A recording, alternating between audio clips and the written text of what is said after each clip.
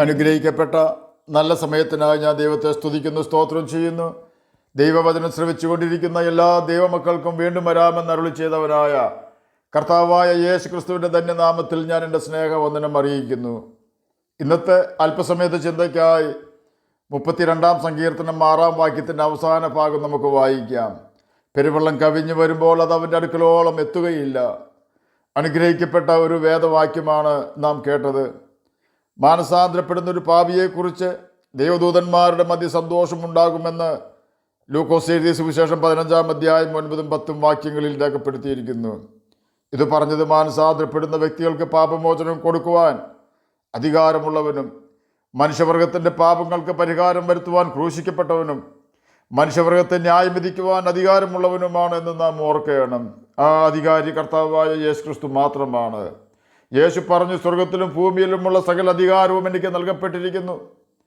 മത്തായി എഴുതിയ സുവിശേഷം 28-ാം അധ്യായം 18-ാം വാക്യത്തിലാണ് ഇത് രേഖപ്പെടുത്തിയിരിക്കുന്നത്. ബൈബിളിൽ നാം അനുസരിക്കേണ്ട പല കാര്യങ്ങളും എഴുതിയിട്ടുണ്ട്.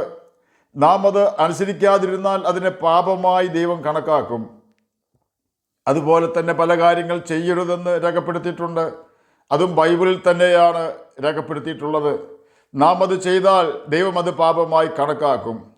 വിഗ്രഹമുണ്ടാക്കരുത്. ആണിൻ്റെയോ പെണ്ണിൻ്റെയോ രൂപം, ഫോട്ടോ, വിഗ്രഹം എന്നിവ ഉണ്ടാക്കരുത്.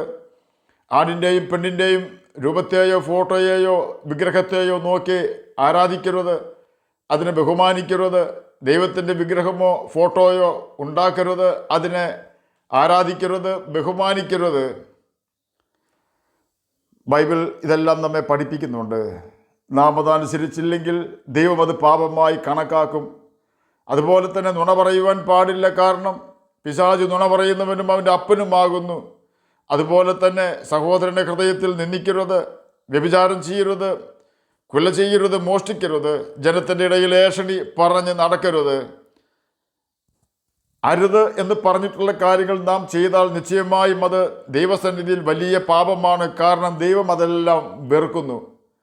പാപങ്ങളുടെ പട്ടികയിലുള്ള കാര്യങ്ങൾ നാം ചെയ്തിട്ടുണ്ടെങ്കിൽ ദൈവത്തോട് നമ്മുടെ പാപങ്ങൾ ഏറ്റുപറഞ്ഞ് ഉപേക്ഷിച്ച് പിതാവിൻ്റെയും പുത്രൻ്റെയും പരിശുദ്ധാത്മാവിൻ്റെ നാമത്തിൽ സ്നാനം മുങ്ങിയാൽ പരിശുദ്ധാത്മാവിനെ കർത്താവായ യേശു ക്രിസ്തു നമുക്ക് തരും. ആ യേശുവിൻ്റെ ആത്മാവായ പരിശുദ്ധാത്മാവിനെ അനുസരിച്ച് ജീവിക്കുന്ന വ്യക്തികളുടെ അടുക്കലോളം പെരുവെള്ളത്തിനെത്തുവാൻ കഴിയുകയില്ല എന്നാണ് 32-ാം സങ്കീർത്തനം 6-ാം വാക്യത്തിൻ്റെ അവസാന ഭാഗത്ത് രേഖപ്പെടുത്തിയിരിക്കുന്നത്. കാരണം 1-ാം സങ്കീർത്തനം 6-ാം വാക്യത്തിൻ്റെ ആദ്യ ഭാഗത്ത് NIV ഇംഗ്ലീഷ് വേർഷനിൽ ദൈവം തൻ്റെ കൽപ്പനകൾ അനുസരിക്കുന്നവർക്ക് സംരക്ഷണം തരും എന്ന് ഉറപ്പ് തന്നിരിക്കുന്നു. God watches over the way of righteous എന്നാണ് അവിടെ രേഖപ്പെടുത്തിയിരിക്കുന്നത്. സദൃശവാക്യങ്ങളിൽ അതിന് 2-ാം അധ്യായം 8-ാം വാക്യത്തിൻ്റെ അവസാന ഭാഗത്ത് തൻ്റെ വിശുദ്ധന്മാരുടെ വഴിയെ ദൈവം സൂക്ഷിക്കുന്നുവെന്ന് രേഖപ്പെടുത്തിയിരിക്കുന്നു.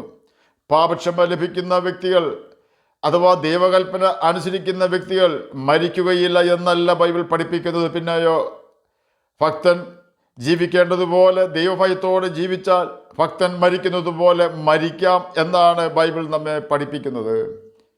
ദൈവമില്ല എന്ന് വാദിക്കുന്ന നിരീശ്വരവാദിയായ ഒരു മനുഷ്യൻ ദൈവം ആ വ്യക്തിക്കും ഒരു മകനെ ദാനമായി കൊടുത്തു. അയാൾ അവനെ വളർത്തി വലുതാക്കി. എന്നാൽ വിശ്വാസത്തിൻ്റെ കാര്യത്തിൽ താൻ തൻ്റെ നിരീശ്വരവാദം മകനെ പഠിപ്പിച്ചു. ചുരുക്കി പറഞ്ഞാൽ രണ്ടുപേരും നിരീശ്വരവാദികളായി. വർഷങ്ങൾ പലത് കടന്നുപോയി. ഇപ്പോൾ അപ്പൻ മരിക്കുവാൻ കിടക്കുകയാണ്. നിലവിളി ശബ്ദം അവരുടെ വീട് വിട്ട് ദൂരെ കേൾക്കുമായിരുന്നു. ദൈവമില്ല എന്ന് വിശ്വസിക്കുന്നവർക്ക് എന്തു പ്രത്യാശയാണ് ഉള്ളത്? അപ്പൻ്റെ നിലവിളി കേട്ടപ്പോൾ മകൻ പറഞ്ഞു, ധൈര്യമായിരിക്കപ്പ, എന്തു വന്നാലും നമ്മുടെ വിശ്വാസം മുറുകെ പിടിക്ക് അപ്പ. മകൻ്റെ ആ ഉപദേശത്തിൻ്റെ നിരീശ്വരവാദത്തിൽ തൻ്റെ ഗുരുനാഥൻ ആയ അപ്പൻ പറഞ്ഞത്, മകനെ, അന്ധകാരമല്ലാതെ ഒരു കച്ചു തുരുമ്പ് പോലും ഞാൻ കാണുന്നില്ല എന്നാണ്. മരണം നിശ്ചയമാണ്.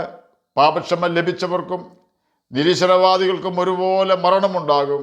എന്നാൽ മരണത്തിന് ശേഷമുള്ള ന്യായവിധിയിൽ ദൈവത്തോടു കൂടെ ജീവിച്ച് ആശ്വസിക്കുവാൻ പാപക്ഷമ ലഭിച്ചവർക്ക് മാത്രമേ കഴിയുകയുള്ളൂ.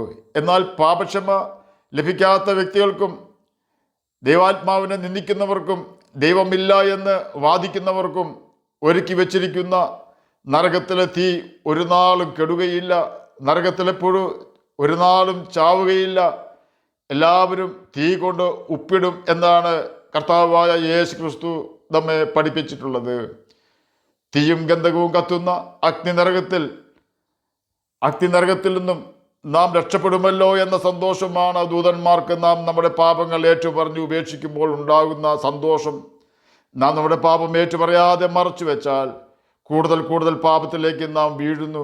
ആകയാൽ ചെറിയ തെറ്റുകളും വലിയ തെറ്റുകളും അപ്പോഴപ്പോൾ ഏറ്റുപറഞ്ഞ് ദൈവത്തോടും മനുഷ്യരോടും നിരപ്പ് പ്രാപിക്കുകയാണ്. കാരണം പാപം ചെയ്യുന്നവൻ പിശാചിൻ്റെ മകനാണ് എന്ന് യോഹന്നാൻ എഴുതിയ 1-ാം ലേഖനം 3-ാം അധ്യായം 8-ാം വാക്യത്തിൻ്റെ ആദ്യ ഭാഗത്തും പാപം ചെയ്യുന്നവൻ എല്ലാം പാപത്തിൻ്റെ ദാസൻ ആകുന്നുവെന്ന് യോഹന്നാൻ എഴുതിയ സുവിശേഷം 8-ാം അധ്യായം 34-ാം വാക്യത്തിലും രേഖപ്പെടുത്തിയിരിക്കുന്നു.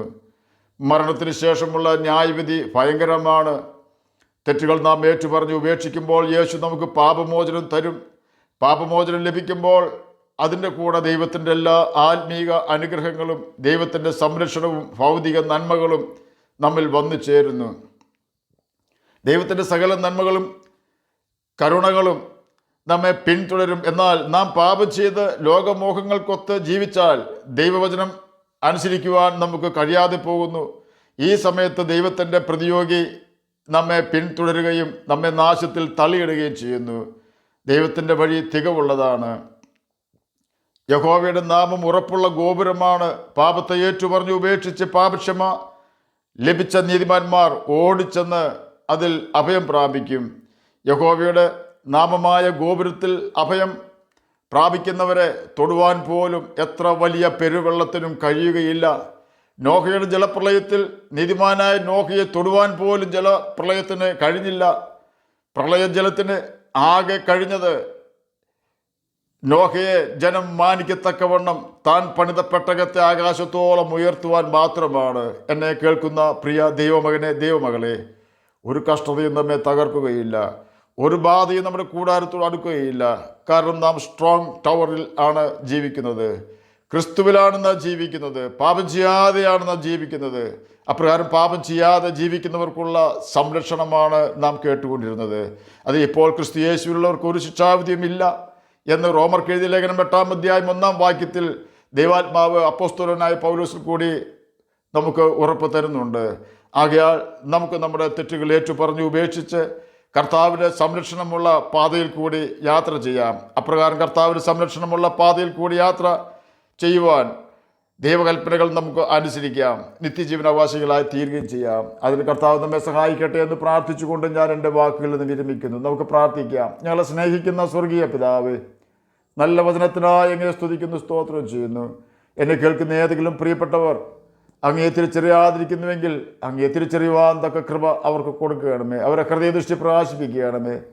രോഗത്താൽ ഭാരപ്പെടുന്നവർക്ക് രോഗസൗഖ്യം കൊടുക്കുകയാണമേ. സമാധാനമില്ലാത്തവർക്ക് സമാധാനം കൊടുക്കുകയാണമേ. പഠിക്കുന്ന കുഞ്ഞുങ്ങൾക്ക് പഠിക്കുവാനുള്ള ബുദ്ധിയും ജ്ഞാനവും ഓർമ്മശക്തിയും കൊടുക്കുകയാണമേ. പ്രാർത്ഥന കേട്ടതിനായി സ്തോത്രം, യേശുവിൻ്റെ നാമത്തിൽ തന്നെ ആമേൻ. കർത്താവ് എല്ലാവരെയും അനുഗ്രഹിക്കട്ടെ. സ്തോത്രം.